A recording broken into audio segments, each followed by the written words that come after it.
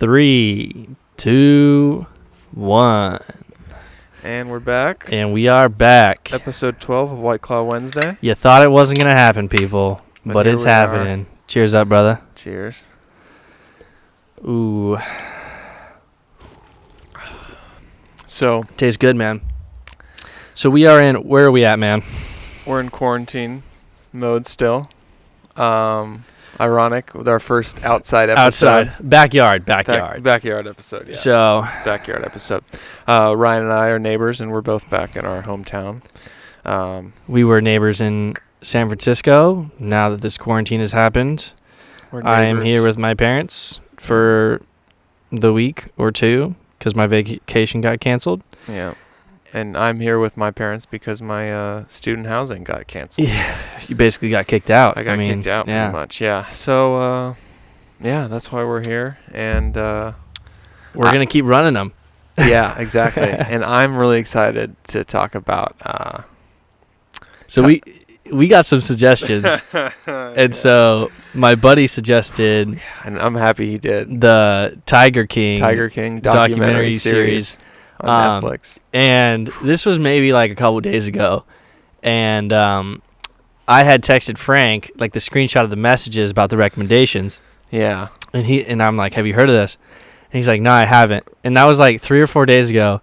And then both of us binge watched the entire series within like 3 days. Yeah. Yeah, I actually watched it in one day. Me too. Yeah. Me too. Yeah. Yeah, dude, I was up at like 3 a.m. Yeah, dude, it was so fascinating to me. This is wild, huh? And I'm so happy that your friend suggested it. Yeah, it was good. It was a good suggestion. And it was a perfect time for Netflix to release something like that because, everybody was streaming at home and stuff. Yeah, definitely. It's a great time for something like that, something wacky like that, and something that I think a lot of people just have no idea was a thing. Yeah, like existed. Yeah, and was a real thing that people like were into, or like. If someone were to ask you, like, oh, what's it about? Yeah, yeah. You have to like think about it. You're like, man, it's about a lot of things. What did I really watch? Yeah. Like what is like the gist of it? Because it just went so. I mean, it was really in depth. I mean, it was really well done, to be honest. And they explored. It's called Tiger King, but they explore multiple other people who are like in like a Tiger King position situation, right? Yeah. Yeah. So we're totally gonna review it, and we're totally gonna give out spoilers. Yeah, full spoilers ahead. If you haven't watched it, all of you have time now. So yeah, full spoilers ahead. Watch the whole thing. In fact, binge watch it in a day, like Frank and I did. Yeah, it's one of those. I noticed that. If something is I guess all good television. I mean, television has been doing cliffhangers forever. But there's something about a cliffhanger with streaming that is just like, cliffhangers have been around forever, but cliffhangers I feel like they were made for streaming, because it's just like it ends and you're like, oh man. And then it's just like the next episode's loading up and you're like, oh, yep. Dude, it's too quick, man. You have like 5 seconds. Yeah. And you're like, before you can even like think about it, it's like, it's on. Like we can't stop now. And I knew that I was in for a wild show when episode 2 at the beginning of it, they had the scene of her getting her arm ripped off by the tiger. They dove into that. Yeah. And they get past that so quick. Yeah. And I remember Joe Exotic, he's like, oh, man, this lawsuit's going to kill me or something like that. Yeah. And then it quickly goes away because she chooses not to get her arm and just goes back to work after 3 days. And just amputates it, man. So, like, when they got past that whole ordeal in the beginning of episode 2 in a 7-episode series, I was like, oh, wow, shit's gonna get even crazier. And it did. And my biggest question immediately, my overall arcing question is, do you think that Carol killed her husband? So I think I shouldn't be laughing because I think she killed her husband, but she got away with killing her husband. Okay, here's what I think. I think that possibly. I definitely think the documentary wasn't like an official like documentary. It was very much like hey, we want to create as much controversy as we can, you know? Mm-hmm. Like, you notice they go into the Carol situation. They go into, like, the Joe situation. Like, they go into everything, you know? Mm-hmm. And I think that I definitely think she killed her husband, is basically what I'm trying to say. I do too, dude. So even with all of the like, super in-depth and all the conspiracy theories and, like, you know, Joe talking about it on his, like, you know, internet TV show or whatever. Yeah. I think that it's too much of a significant, like, there's too many things that you look at and you're like, you know? I know, there's a bunch of... And they just pile on top of each other. And... No funeral? No funeral. She stole papers. Included in the will that disappearing counted as claiming, you know... All the money. So it just goes to show that she literally... she took the power away from the power of attorney, which was her ex-husband's assistant, right? Mm-hmm. She stole those papers. She broke into her assistant's office, stole those papers, and then completely rewrote the will, right? Yeah. Yep. So she forged everything. Yeah. And so I was really like, whenever she was having interviews, I was just like looking into her eyes and like trying to read her, like saying dude, like she's so crazy. And I was getting the killed him vibes, you know? Yep. It was just too good to be true. Like she was too happy, giddy, and she was wearing that like the hippie bracelet on her head. You know what another big thing was? The fact that she changed the name of the company. The cat company. Yes. She changed like, I mean, what other kind of obvious slap in the face, piss on their legacy, I don't care about them, can you get than changing the name of something they started? Yeah. That, and he filed, I mean, these are just the things that we're naming off, like the yeah. And he filed for a I can't think of the word. But basically, like, you have to stay this many feet. Restraining order. There was a restraining order he put in, and then he also had talked about how she threatened to kill him to his buddy. Yep. And that's why he wanted to divorce her. Yep. And he told his family, like, stay away from her. Yes, like, I don't feel safe. Stay away from her. And do you remember his ex-wife? Yeah. And she was like, oh, yeah, I'm terrified of Carol. Yeah. Like, she's like, the interviewer's like, are you scared of Carol? Yeah. She's like, yes, I am. Yeah, she was dead serious. She's dead serious. Yeah. I would be afraid of her, too. I mean, she honestly sounds like... She's one of those people that is, like, so batshit crazy that she's almost normal, you know? It's like, if you just kind of met her at, like, the grocery store, you'd be like, wow, that was a really friendly person. But then if you, like, hung out with them, you'd be like, this person's insane, you know? Yeah. I like the... another thing, the idea that she seemed just as terrible. I mean, not besides the whole murder thing. I know. Yeah, I love that too. She seemed just as awful as the other ones in terms of taking care of the cats. In terms of the waste, with the space and all the. Like, to me, I don't know. Well, it's just so fake to me. Yeah, you know? It's just so fake because. Why can't you put those resources into taking those animals back to their natural habitats? Yeah, I don't know the logistics, man. I don't know if I'm not saying I know that. Yeah, I'm not claiming to know that, but it's just like one of those things where, I don't know, it just seems to be the same thing. They're like, they're old, so now we let them peacefully die in a cage. I'm like, wait, what? That doesn't make sense at all. It's the same thing as... And the thing is like, you know, when Joe Exotic went to Carol Baskin's, the Big Cat Rescue facility or whatever, and it's like, the whole thing is like a scam because... One, she gets all these volunteers to help her out, so she doesn't pay anyone. True. Right? And so everyone thinks that they're, like, this is all for a good cause and stuff like that, right? But then she's selling tickets as if she has a zoo as well. Yeah, she's, like, making money. She's profiting off and she's the just animals. Sort of spinning it in this situation. Like, even when she was going on those, like, tours and she was, like, she was saying these things, but the volunteers were, like, saying, and this is our cat Billy, and, you know, he's this amount of year old, and they're, like, talking about how happy he is and stuff like that, and he's literally just sitting there, like, in a small cage, like the same thing that, like, Joe Exotic had. Like, it wasn't anything special. Exactly. And he pointed that out. He's like, they don't have anything that we don't have in our facility, you know?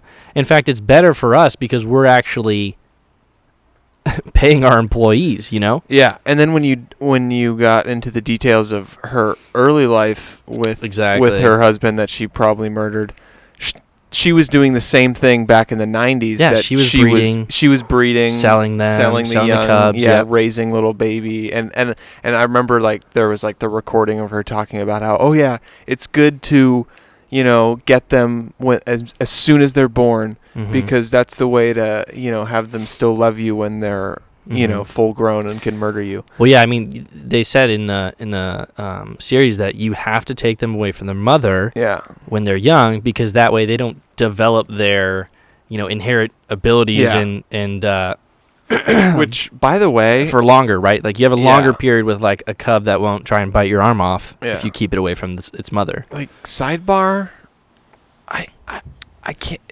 It's crazy to me that these people are that into big cats because of how I love cats. Like I love house cats. House cats are great. Yeah. But even house cats are the reason why I love them is because they're like mini tigers. They are. In the sense where they still consider themselves like hunters in certain moments. Like let's just put it this way. If cats have attitude is what I'm trying to say. Yeah. And they can't be trusted. If cats were as big as a lion, it would fuck you up. Like you wouldn't mess around. There were so many times with my cat, Star. Yeah. Where she had attitude and she would be purring 1 second and then the next second she's and scratching at me. And she catches my hand. And I gotta, go pour alcohol on it, clean it up. Yeah. But it's like you got these people and they're petting these 400-pound tigers. Yeah. And it's just so crazy to me that it's just like they don't think that at one moment the snap could happen. Well, dude, they're carnivores. I mean, when you get that little like fucking cat food slosh, it's like fish, chicken, turkey. Like it's all just mushed up and bro, they devour it. That's the other thing that's so funny to me is my going Joe back Rogan to the has a great bit about it. Cats are like mini tigers. Yeah, they are. Why can't you just get 20 house cats? Like why do you have to do this fucking tiger lion stuff? I don't know. They like the danger of it. That's what's so wild. And speaking about the danger, one of my favorite moments from the series was when Joe Exotic. It was one of the parts of the documentary that was never really. They didn't go into it, you're saying? Well, they didn't have a actual answer. Like, they dug, and then there wasn't anything there. Nobody gave him anything. And it was the whole thing with him being in the cage, and that lion got really into his shoe. Yeah. And it was, like, sniffing his shoe, and then started biting his shoe, and he falls down. Dragged him and he's, like, shooting next to the lion to scare it away. Mm-hmm. And, so that was interesting. Is like then he went into the documentary went into the talking heads or people around Joe, and they're like, oh yeah, Joe claims something was on his shoe, and that they put cologne, meat smelling cologne or something like that. But it was nothing was ever like there wasn't anybody who ever had the finger on them. Like, oh, I was the one who put the smell on. They were showing that he kind of went off the rails a little bit, like blaming other people. But I'm wondering who put the cologne on his shoe. You think someone did?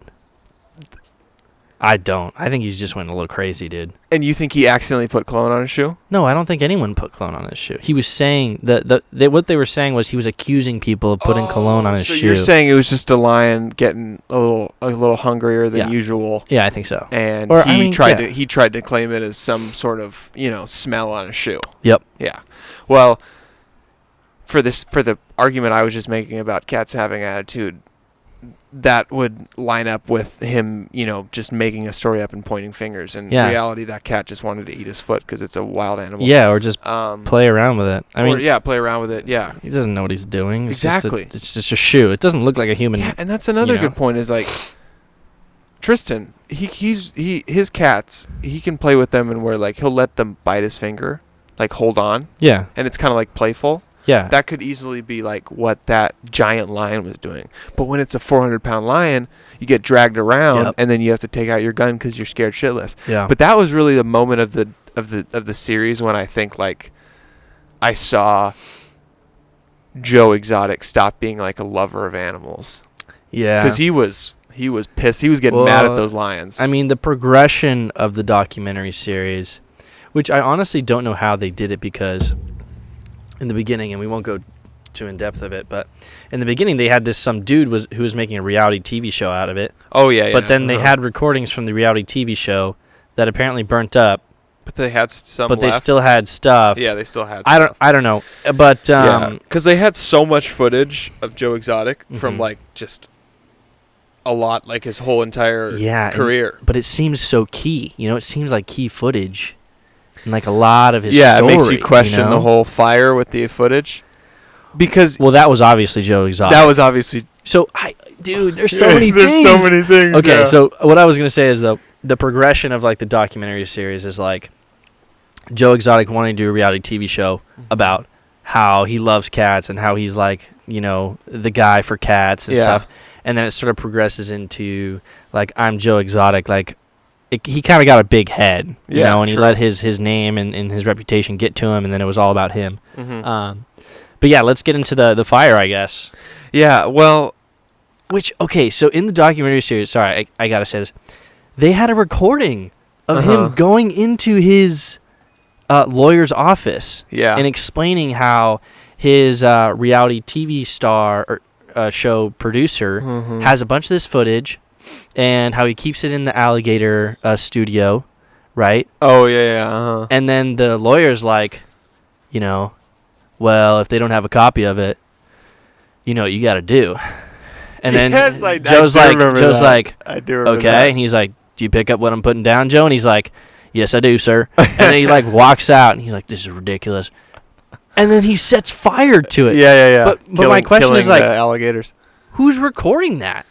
Is it his buddy? Is it one of his husbands? Is it the documentary guy? The producer guy, yeah. The guy chain smoking the cigarettes in the Talking Heads. No, that was his reality TV show. That was producer. the reality TV show producer. Yeah. But then there's the documentary series guy who's like behind the scenes. You barely see him. And he's the guy who's making the documentary that we're watching. Right. Exactly. Yes. Okay. Yes. But it's like, I just don't understand. Like, he must have been so he was a little crazy, because like, why would you record that conversation and not delete it right after, and then you post it online? Yeah. After you're in jail, like. Yeah. I don't know. It's so confusing, man. Well, not confusing, but it's just so like. Nothing really makes sense. Well, I mean, a lot of it doesn't make sense. Yeah. Because these guys don't make a lot of sense. Exactly. Yeah, that's a good point. Yeah. It's all that meth. Yeah, that. Oh man. I wish they went into that more. Oh, dude. Okay, so I knew immediately. How much do you think? Oh, I knew too. I was like, these guys are on drugs. Yeah, but there was one particular shot like early on, like as soon as when Travis was introduced, that's the 19-year-old, right? That's the 19-year-old taller. What was his other husband's name? John. John. Yeah, John. John was the one with the missing teeth. Travis was the one who was. John was his first husband. Yeah. Travis was his second. Was the second husband, the younger one. Was it Dylan his third? Dylan was the third one after both John and Travis had gone their several ways. But yeah, when Travis when he was first introduced in the series, or very early on, there's a shot of them all like sitting around watching TV. Yeah. And Travis he looks zoinked. Really? He's like. He's just I noticed it, but it was like a quick shot. It was just like a quick like a shot that didn't have any dialogue. It was just like a montage shot, and I noticed it. I was like, oh my god, he's high as hell. And then right then I knew like, oh, okay, something's going on here. And then so when it got into the whole like they're not gay, they were just. Yeah, I was just like, which to me was crazy part of the story, about the fact that like meth is such a powerful drug that. Do you think it's meth though? Like. Because I don't get the first husband's motive then, right? John's motive? John's motive, because... Yeah, John's motive was confusing to me. I didn't understand, like... maybe it's the meth messed them up in the head that they really just... I understood Travis's because he was, like, young. And had young. And here was a guy who would just like give him all the drugs he wanted. Yeah, and it sounded like he was still fucking girls the whole time too. Oh yeah, he was. So. But he was like young enough to be. I don't know, to be high enough to just be like whatever. I don't. Yeah, I don't know. Well, you're right. You're right, because they were saying how, basically, Joe Exotic just kept him high enough enough for him not to come to reality. Yeah, of like his whole situation and stuff like that. I'm kissing Joe Exotic right now. Yeah, exactly.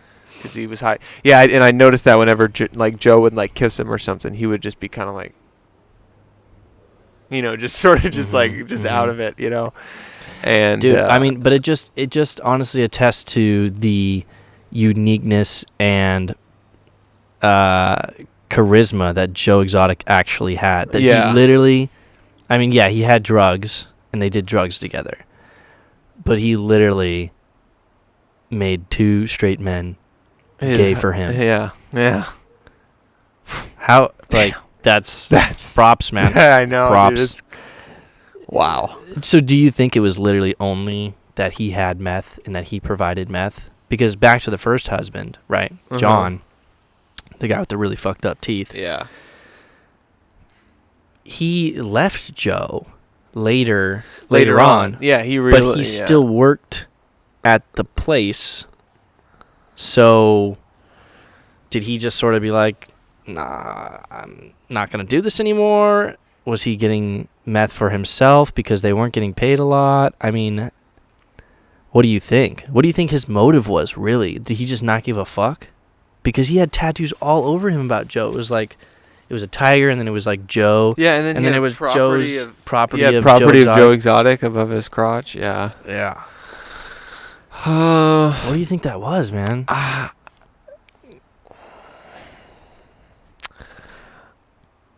I'd test this too, dude. It might have been the combination of the meth and the giant animals. Yeah. And then just be having a personality. Yeah. That's so. I don't want to do anything.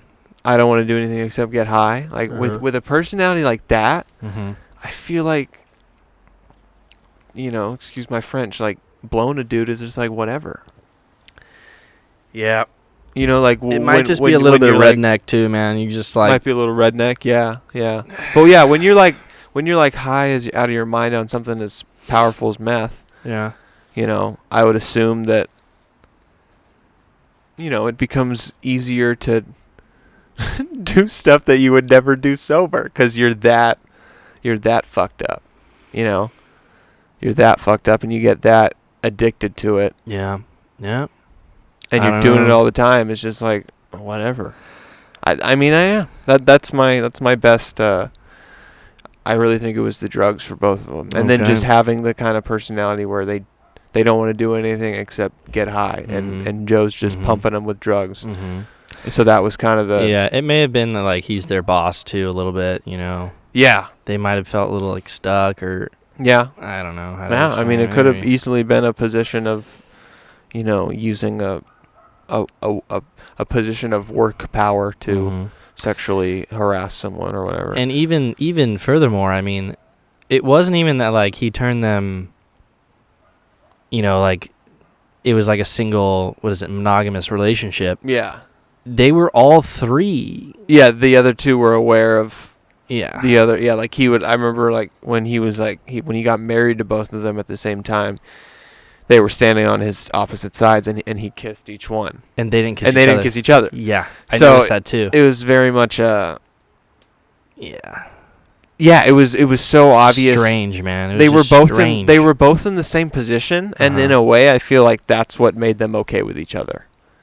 Maybe is that they're like, oh, he's doing the same thing I'm doing. Yeah. just free riding, freeloading right now. I wish they got into Travis's story a little more. And I think if I recall correctly, the way the documentary series lined up, which is I assume how I would take it as the viewer that's likely how it may have happened, over actual time, and that Travis killed himself before John was like, okay, I'm straight and I'm not going to be with you, Joe. Do you think that happened? Because I'm pretty sure if I can recall, the documentary made it seem like John saying, I'm a straight guy, I've had enough of this relationship. Before Travis killed himself, right? I feel like it was, I feel like if I recall, was it after Travis killed himself? Or was it before? I thought it was before. Was it before? I think so. Okay, well then props to John because he didn't need a wake-up call. But I was going to say, because if I was recalling it as John doing it after the Travis suicide, then I feel like the Travis suicide was a wake-up call for John. But if he did it before the Travis suicide, then John just on his own was like, okay, got to get my shit together. So yeah, but I can't, either. It's one or the other. But one got out of it, and the other one unfortunately didn't. Killed himself. Unfortunately, which is really rough, dude. Yeah. And that scene was really tough to watch because, I mean, you're looking at his mom. No, I'm talking about the video cam footage. Oh yeah. The security footage. Oh yeah, where the guy's watching manager, it. Yeah, he sees it happen. And I mean, I guess this dude had a gun on him like the entire time he was there. Like he was known. I'm talking about Travis. Oh yeah, he was always like he didn't really work there. Apparently he was just sort of just high, and then he would shoot things, and then he was just sort of there for Joe. Yeah, exactly. Yeah. So when that scene came and the guy's talking, this is like literally the guy that's talking is the campaign manager. He is probably the most normal dude in this show. He seemed like the most normal dude. Yeah. And he was like talking about it, and he was almost talking about it if it was kind of like a normal situation. Like Travis came in, he started complaining about not having enough drugs. He started complaining about Joe. He started complaining about how he needed X, Y, and Z, or that he doesn't care about his problems and stuff. I'm talking about Joe now. And then you see like a flash in the security cam. Yeah. And then you see the campaign manager, I can't forget his name, but he's just sitting there and he's frozen for it must have been 20 seconds. Yeah, it was a good amount of time. And it's just like it's one of those moments where you think your TV's frozen. And exactly, yeah. And it was just so raw. Yeah. So raw and I don't know how to explain, man. It's just so raw, and you felt it. Yeah, you felt that guy, because that's like, as I'm watching it and I'm looking at him, I'm like, that is how I would be reacting. Like that is what I would be doing, and I would be frozen. You know, that must have been so tough. Yeah. And then don't do drugs, kids. And then what else was also really brutal was the fact that he invited Travis's mom to the wedding. That was almost messed up with Dylan, the new husband. That was really messed up. And it wasn't even a wedding. It was just like 5 people. Yeah, it was Joe, the new husband, Dylan, the guy marrying them, and then her, Dylan's mom, and I think. No, I don't even think Dylan's. I really think it was just the 4 of them. I really think it was Travis's mom, the person marrying them, and then Joe and Dylan. It was the 4 of them, if I can recall. The poor mom thought that it was a full-on wedding. She's like, okay, I'm gonna. Yeah. She doesn't even know the guy. First of all, she goes there and she gets the photos taken with them, and then she was like, "Oh yeah, so it was just to have Travis's mom show up and for the photo op of saying, oh, Travis's mom is okay with this." Yeah. Yeah, that's got to be the most fucked up thing. And then she was like, "Yeah, wow. He never contacted me ever again." Yeah, I was like, "Yeah, it makes sense." It's just, yeah, that was kind of like a big fuck you from Joe Exotic, which I really didn't think he had in him at that point. Like they kind of made it seem like he was a good guy at heart, and then he just, Yeah, yeah, I could tell he wasn't a good guy with that. After that, or just with that whole lion video. I mean, that was after that though. Yeah, but my favorite part of the documentary series is definitely when he's in the cage with the lion and they start chewing on his foot. Off, yeah. And he's just cussing him out. Yeah, he's like talking about I was gonna kill him. And stuff. Yeah, because to me that was like such like a true moment of like, yeah, bro, these are fucking wild beasts. I mean, like they're awesome and stuff, but they belong in wild because they're. The reason why we domesticate certain animals is because they can't kill us. The reason why they're in cages is because they're wild. Yeah, because they could kill us. Yeah, exactly. That he's in the cage and he's like, get the fuck. Yeah, I'll kill you. I'll kill you. Yeah. Hey, you son of a bitch, back off. Hey, bitch, hey, I'll kill you. I'll put this fucking bullet right between your eyes. He said that. He said that a few times in the series. Yeah. He said that about the tigers, and he said that about the about Carol. And I also liked seeing that kind of beginning of series, near the end of series arc of Joe. With beginning of series, he's got someone talking to him about his tigers, and he's like, yeah, I'll shoot you before I shoot my tigers. Yeah. And then he's in the cage threatening to shoot the tigers. Yeah. So it's like, it all comes full circle. Yeah. And then you got... It does. I mean, it's really just a slow degradation of that mindset with him, And it's kind of less about the tigers and more about him. Yeah, and it's all sort of centered around Joe. And he has these characters around him that all have their own side stories that are honestly equally as interesting as Joe's. I would agree. Like Doc. Dude. Doc. I want a documentary on Doc. I also want a documentary on Doc. That whole situation is so suspicious. Yeah, dude. It is. I mean, I don't even know how to sum it up. Basically, he's a cult leader. Yes. He's the culty. Right. I think he's the cultiest of them all. Only female members. Yeah, which is what makes it the most like a cult out of all the crazies. Yeah. And just the way he has them doing he's got like 3 wives or something. No, he has like 9 or something like that. Okay, yeah. And he trains them, and they all have boob jobs. Yeah. Yeah, and the one who got out, who left, she had to get a boob job. She had to get a boob job. She talked about that. Yeah. Yeah, dude, that was insane, man. Yeah, and then he talks about like he was getting pretty heated with he didn't like answering a lot of those questions. Yeah, there were multiple scenes where they asked him, and he's like, and he immediately like he like laughs it off. He's like, I can't talk. Yeah. Or he'd be like, he totally just sidesteps it and flips it back and like away. Like he's been asked that question a bunch, and he'll never answer. Yeah. What I really thought was interesting was they showed how Doc was like setting scenes. Like he would be like, all right, so they're in the car with him and they're filming him, and he's like, all right, so this is what we're gonna do. When I'm gonna open the door and I'm gonna shake your hand and I'm gonna walk you in. Yeah. And then they show that scene and you're like, whoa, like that was kind of weird. Like, why is he directing it? And then again and again they go, and he's like, so you want me to just talk about this for a second? And yeah, okay. And he starts talking about it. And he's like, that should be good, right? And they just like stop abruptly and be like, that should be good. And it kind of shows you his like true personality almost, like I'm really glad that it was really fucked up for the documentary series to do that, but I'm glad they did. Yeah. Because it just sort of shows you that side of him that you wouldn't have seen if it was just him sort of talking almost as if he was like acting, you know? I think he has the biggest God complex out of all of them. For sure. And just the way they introduced him when they were showing how he would have his tours, and one of his wives introduces him, and he comes in on an elephant. And he's like... He did make a really funny joke, though. You know what I hated about that joke? I was like, man, even psychos still... Like, even psycho dads make dad jokes. Yeah. Like, even when you're a freaking psychopath, you still make terrible jokes. I was just trying to picture myself, like, in that audience and, like, watching him come over there, and I would have been like... Good one. I feel like your dad would have laughed at that. My dad would have, that would have been a knee slapper for my dad, for sure. Oh, yeah. Oh, man.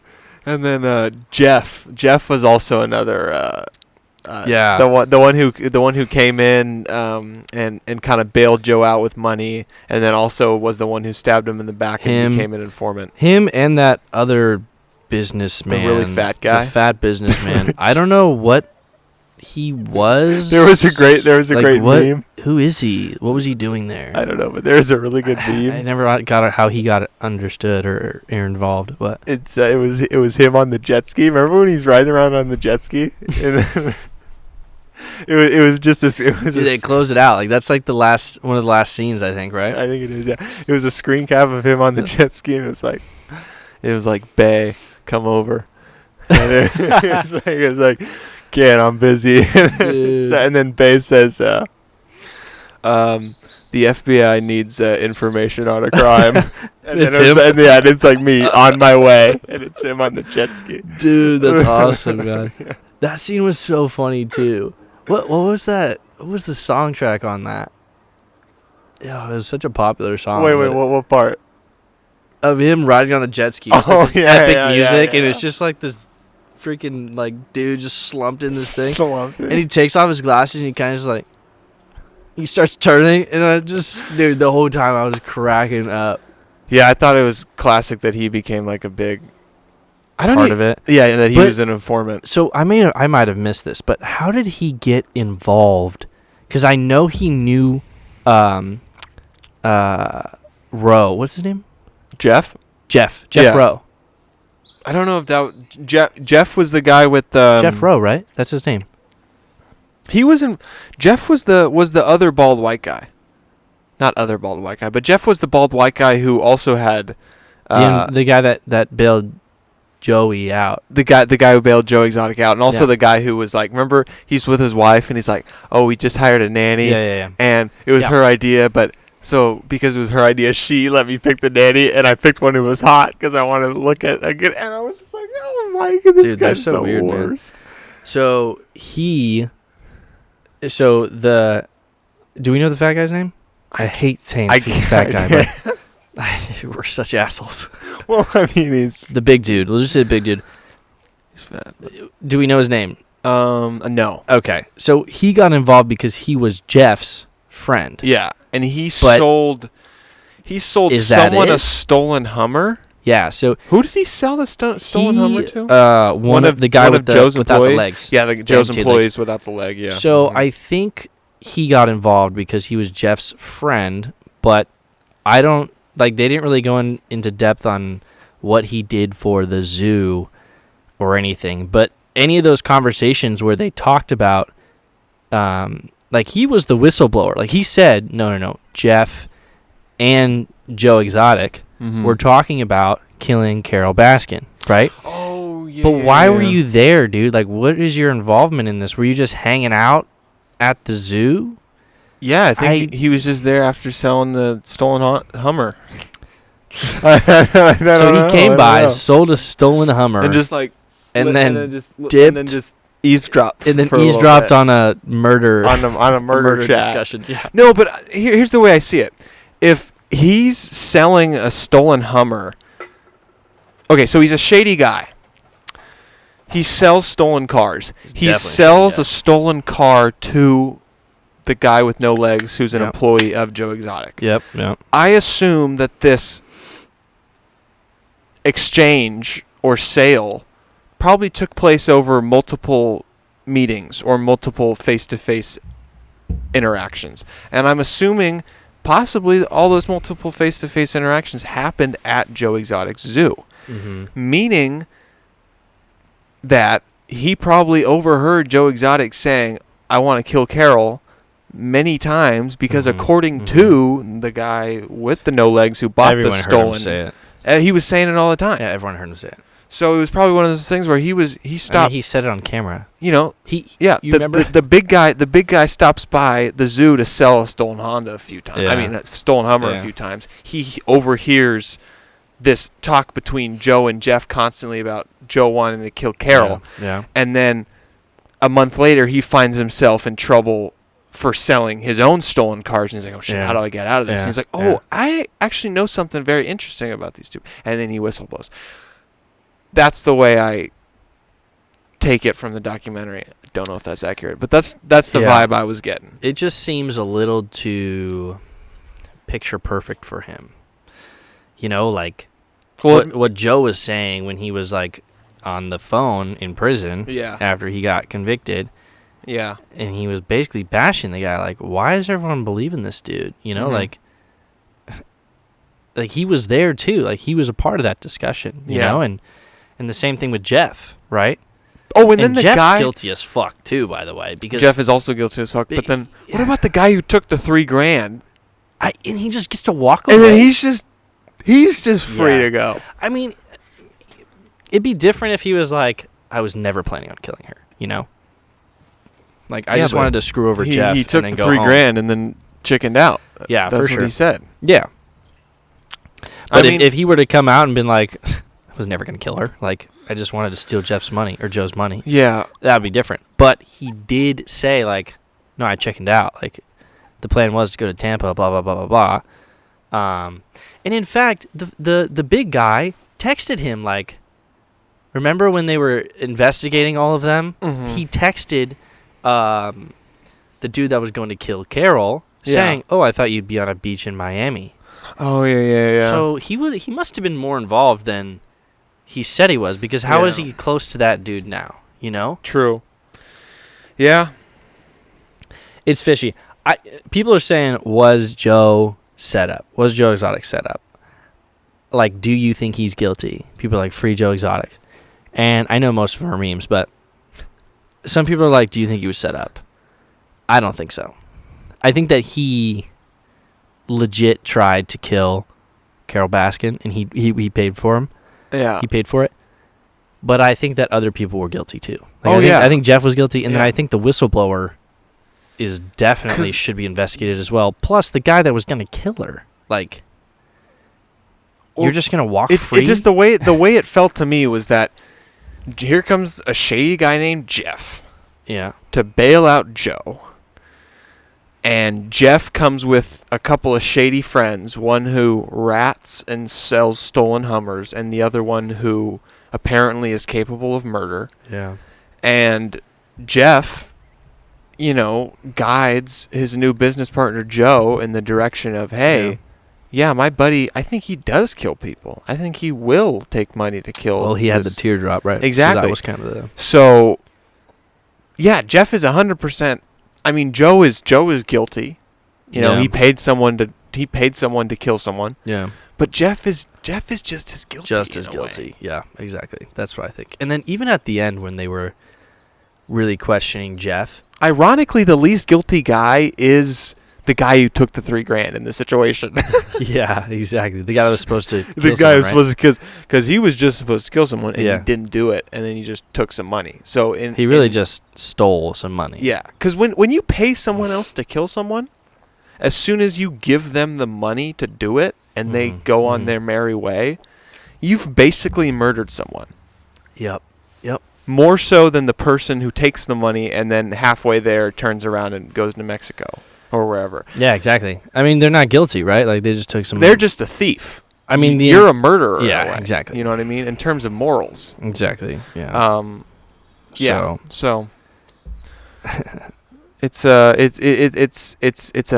unfortunate because only half of the... Well, not everybody who's guilty, that it seems, is away. Right. Right. But that reminds me, Jeff was recently FaceTiming or whatever, video casting with David Spade. You gotta be kidding me. No, I'm not kidding you. David Spade. I don't know why, but Comedy Central gave David Spade a talk show. I'm not trying to hate on David Spade, but it just feels like... I like David Spade, but I wouldn't see him in a talk show. And I wouldn't see him getting a talk show on Comedy Central. Well, in this stage of his career. Yeah. I don't know. It just seems sort of out of nowhere, but I don't know. I actually did see an Instagram story of his, which was pretty funny. And he was with Jeff? No, that was a separate thing, but I do consider him a funny person, but I think it's funny that he's trying to continue his Comedy Central show. And by doing that, he's doing online shows like a lot of these people are doing. And recently he had Jeff video chat with him, because of the recent surge of popularity of the documentary, and a lot of people out there probably thinking, okay, Jeff deserves to be locked up.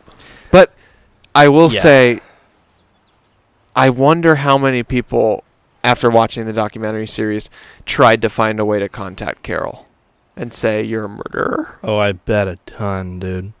I mean, it's just like her email just was flooded. There's too many situations where you go. She seems so guilty. She seems like it's so wild to me that it's just.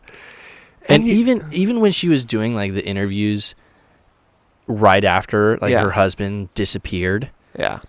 It was all about her. Like, that's what I was noticing, and my mom pointed out too. It was all about her. She's like, I can't wait till my name is cleared. Like, I can't wait till this. I was just like, would you just like, aren't you sad your husband just disappeared? Like, why can't you explain it? Yeah, it's like she did the whole, it was 5 years that he had to be missing. Yeah. And what it was like 5 years and 1 day that one day. Yeah. Yeah, exactly. Yeah. You'd think that like she was literally a mourning wife would be like, I don't want to do it. I don't want to do it. Like every single calendar, she was Xing out days, like literally counting down 5 years, like waiting. Yo, and who is this new husband that just comes in? Like, okay, the interview was about Carol Baskin in Big Cat Rescue. And then this dude comes in, and it's literally him just talking about how he's suing Joe Exotic and all these different things. And, we were trying to do this, and he tried to do this. And then I'm like, bro, who are you? Like, your wife killed someone. Like, why are you in this? And why are you so in charge right now? Yeah. You know, like, what did you do? How did you get in this situation? Oh, and then and he's all about it, man. Another extremely evil detail about Carol is the fact that she got 90% of his fortune of the dead husband's fortune. Yes. And his former family and children got 10%. Yes, because she stole the will, dude. She stole the will. Or the power of attorney. God, she did it so much. I can't even. She stole the fact that the assistant was the power of the attorney. She made herself the power of attorney so she could decide where that money went. Yeah. And then she's like, well, they still deserved a little bit because they were his children and stuff like that. I'm like, what do you mean? Like, you stole it. You stole it away from them. And I love the clip of the attorney saying how he, like, I don't, it's very rare to see in a will disappearing listed out as a way of collecting on the will. Like, I was just like, no, she definitely. And the fact that he never turned up. Yeah. He's not in Puerto Rico. And why would a guy like that fake his death? And you can't even fake your death. They said that they talked about how he could have, like, Carol was really playing like if he, took one of the planes out and rode over the Caribbean, and he died that day, or he crashed, we would never have found him. I'm like, so where's, like, the plane log? Like, where is there a missing plane? Is anyone reported anything? They didn't say any of that. So I'm assuming that's just they covered nothing. That. They said that there weren't any planes taking off in the day he went missing. So he obviously didn't go. He didn't fly. Yeah. She killed that dude. She whacked him, or she fed him to the tigers. One or the other. I feel like it was a combination. It might have been her, like, killing him and then, like, feeding him to the tigers. Check the septic tank, man. That's all I'm saying. Check the septic tank. Check the septic tank. Dude, yeah, do you know who Trevor Wallace is? Yeah, I already watched that. I watched that video. I was gonna mention that. Did you watch that, dude? I thought that was so funny. I saw it today. It was hilarious. Yeah, I watched it yesterday. I was cracking up. After watching 2 episodes of The Tiger King or something like that. He's like, Carol Baskin, that bitch. Check the septic tank. That's all I'm saying. I don't know what a septic tank is, but just check it. And he gets the freaking house cat. And he's like, got the black and white house cat. Costs $1,000 a year to feed her.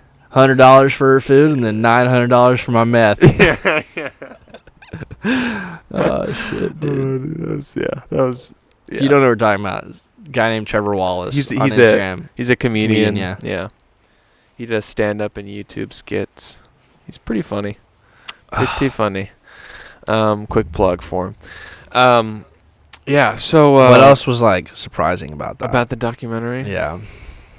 I think we hit everything. I mean, another part that was really sad was when it's kind of towards the end where they're, like, wrapping everything up and they're trying to sort of bring back in, like, who he was in the beginning and then who he's turned into. Yeah.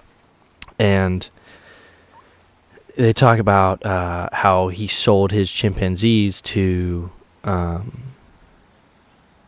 some sort of great ape haven in Florida or whatever. Yeah. He's like, well, I sold them there, and on their first day they were in a patch of grass or a big field of grass, and they were hugging, and he was like, it kind of humanized him because he was like, he started crying. He's like, did I take that away from them this past 7 years and keeping them in a cage? Yep. He's like, I was too wrapped up in having a zoo, and yeah, dude. Yep. It's crazy how I don't want to get into the politics of it, but it's crazy how, like, there's really no regulation for all this stuff, Yeah. Like, how can someone really have a zoo in like the back skirts of Oklahoma. And like if you saw all the images, like it wasn't anything special like the zoos we see here in California, you know? Oh no, like it was like the tigers were just in cages and chimpanzees were in cages, and like that was it, you know? It wasn't really anything special, you know? Yeah.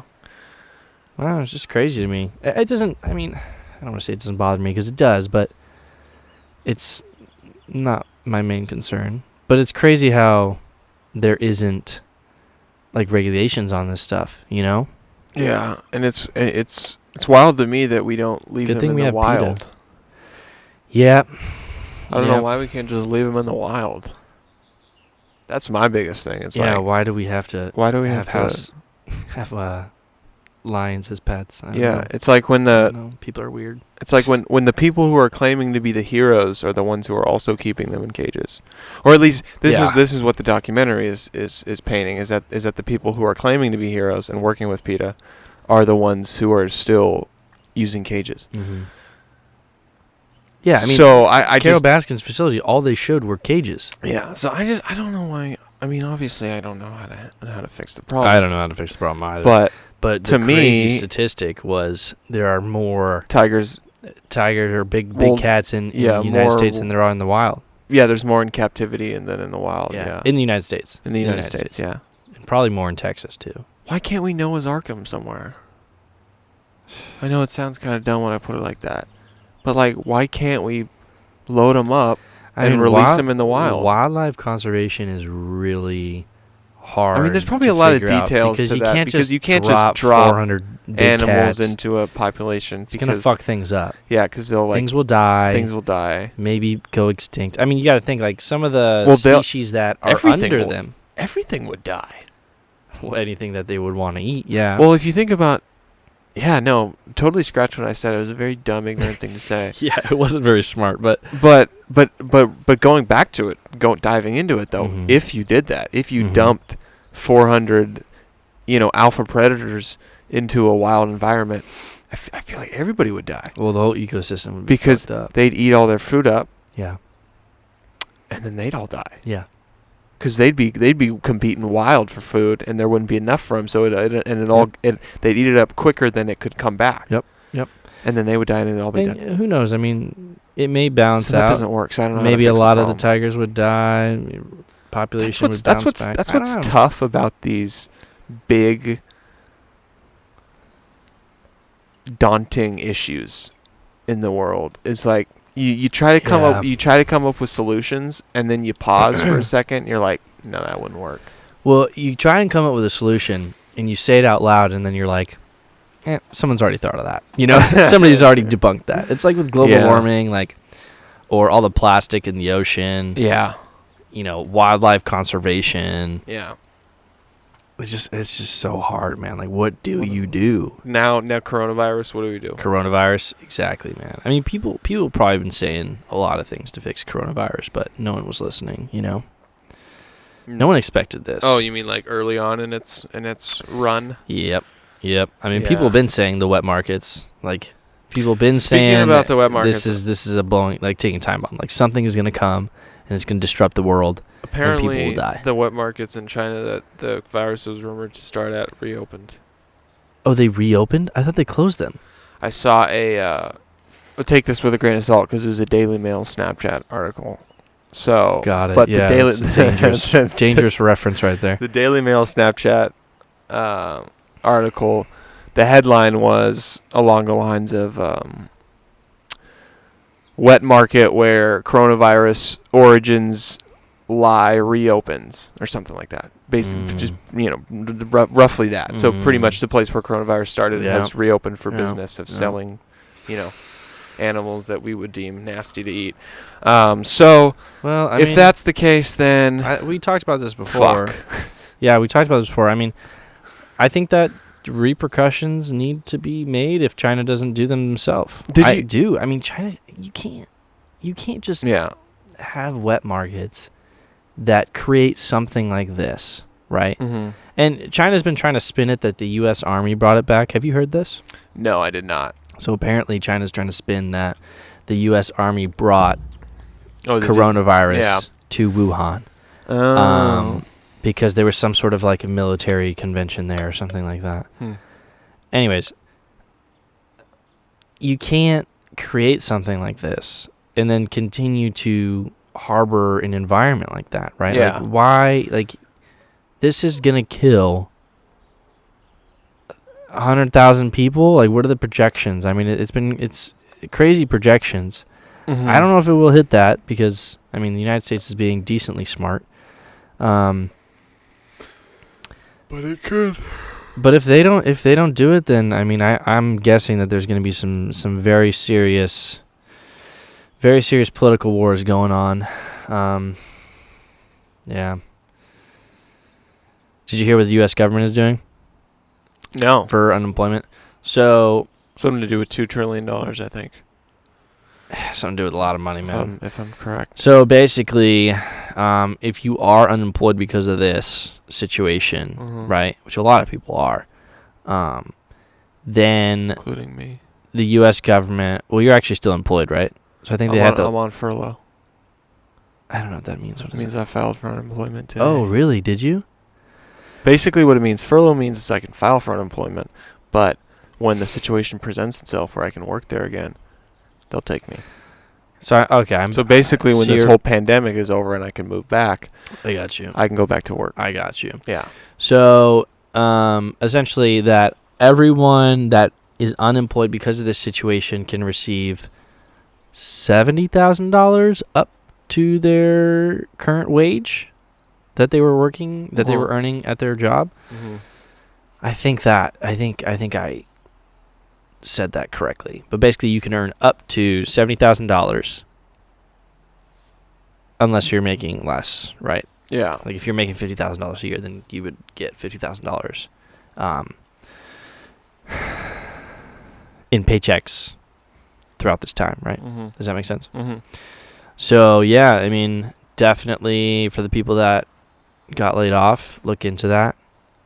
I think that's pretty awesome, man. I do. I think that because the government, the economy is going to crash, dude, because you can't have a system where people aren't working and spending money. Like, it just doesn't work, right? Because eventually that spending money is going to start dying out, and then businesses aren't going to get money, so. Yeah. So I think the stimulus is good. I don't really know economics that well, but I think it's good. I think that everyone should still stay inside, though. Just let it ride out, you know? True. I agree. Stay inside. As we sit outside. Well, stay at home. Let's put it that way. No, I know. It's just too good of an opportunity. Frank we are social distancing. If we move our legs this way, we are right about 6 feet. So yeah. And we're outside. We're right about 6 feet. We're right about 6 feet. Yeah. Maybe 5.5. Yeah. It looks, the camera doesn't close do it justice, but. All right, you want to wrap 12? Let's wrap 12. But before we do, yeah, I don't know if you remember this, but we also got a suggestion. What's up? Ass or titties, Frank? Oh, man. Okay, well. What a great suggestion, by the way. Well, I talked to Ryan about this. When did we talk about this? It was like a month ago, I think. Oh, it was when I came over to record an episode. You just asked me. Yes. You're right. You're right. You asked me, and I said ass. And I said ass because because titties are always great, but there's you made very good points. I remember. An ass can be flat, you know. So yeah, that's pretty much my answer. Yeah, because to me, I'm the kind of guy where I think like all, A to E, A to F, whatever cup we're talking, it's all great. But you like A? Okay, well, I'm not trying to say I'm into Well, I mean. Okay, we don't. But Ryan, all I'm saying is like, to me, like I don't know. I'm going ass because it's just like I'm just going ass because all tits are great. You don't have to explain it to me. All tits are great. Yeah. But not all ass is great. I'm for sure a tit guy. But this conversation doesn't really matter that much anymore. It doesn't matter that much, and I'll tell you why. Because we live in a world. Just as much. Yeah, me too. It just depends what move I'm in. It's really. like, but why can't I love cats and dogs? You can. Exactly. Yeah. Like, why do I have to pick one? You know? In this world we live in, I agree. I'm going to love both equally. So on that note, let's wrap it, dude. Let's wrap episode 12. All right, episode 12. Episode 12. We're going to keep them coming for you. Again, if you have any submissions, hit us up, of course. Cheers. Cheers up, everyone. Thanks for listening. Stay quarantined. Stay safe.